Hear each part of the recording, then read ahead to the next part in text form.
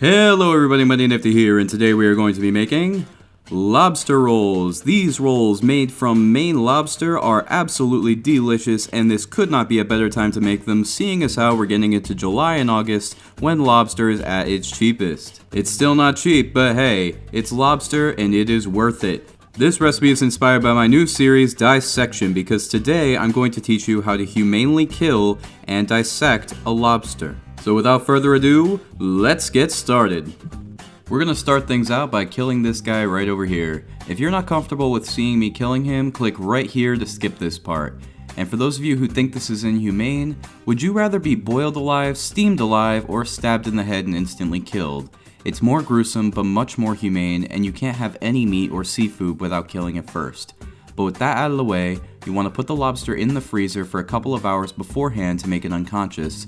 Then put the tip of your knife right at the cross on the back and stab through and push down. It will be dead in seconds. The body may still move a bit, but that's due to the lobster's unique nervous system that still works even after the lobster itself dies.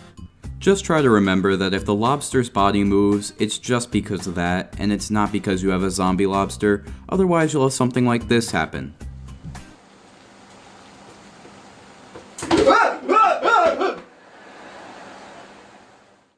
Now we're going to throw him into our steamer and cook him until he's red and delicious.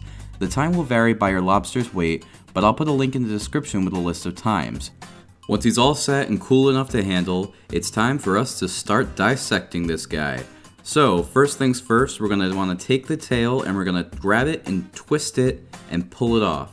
Nice swift motion, and then you want to do the same thing where the shoulder meets the claw, and you want to do the same thing on the other side, and there you have the forearms, the claws, and the tail.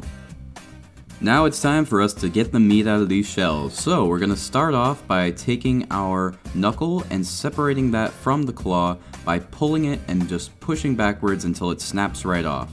Then you want to take the little thumb of the claw and you just want to wiggle that back and forth until you finally can pull it off. Sometimes the meat will come with it. If that's the case, you can just use a fork or a lobster pick to get the meat out of there.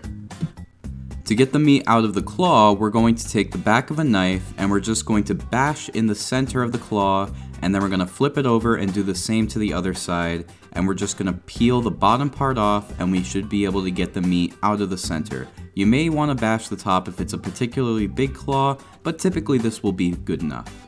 Now on to the knuckle. So there are a lot of ways to take care of the lobster knuckle, but what I like to do, especially since a lobster salad doesn't need to look particularly pretty, is just take my kitchen shears, get them right into that knuckle, and cut the thing in half, and then just pull the meat out from there. You could also use just a plain old lobster pick, or you could cut it in half and use a lobster pick, but I find this to be a nice simple method when you don't care about it looking too pretty. Now on to the tail, which is probably the easiest part of the lobster to get the meat out of. All you have to do is get it on its side and push down until you hear it snap. Then you just want to go and hold it and separate it from the bottom until you can get the meat out. And there you go. You have your claws, your thumbs, your knuckles, and your lobster tail, ready to be put into a delicious lobster roll. Next, what you want to do is just take your knife and cut these into bite-sized pieces. That'll be really good, but make sure not to cut them too small, otherwise you'll lose a lot of that great lobster texture. And then you want to throw these into a bowl, and then you're ready to mix it up with the rest of the ingredients. In that same bowl, you're going to want to squeeze in a bit of lemon juice, put in some salt, some black pepper, a bit of fresh tarragon, and just a bit of mayonnaise, and then you just want to mix it up and throw that in the fridge for a couple of hours and you have a nice cold lobster roll. But alternatively, you could skip the mayonnaise and serve these hot as a warm hot and buttered lobster roll. Whatever you choose to do, it's going to come out delicious no matter what.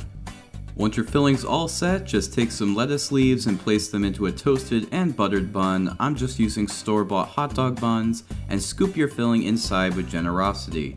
And there you have it. Delicious lobster rolls made at home, perfect for that lazy summer Sunday lunch. And click right here if you want to see how to make the delicious potato salad you see on the side.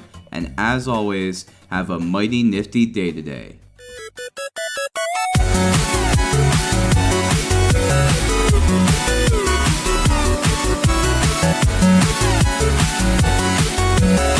Bye.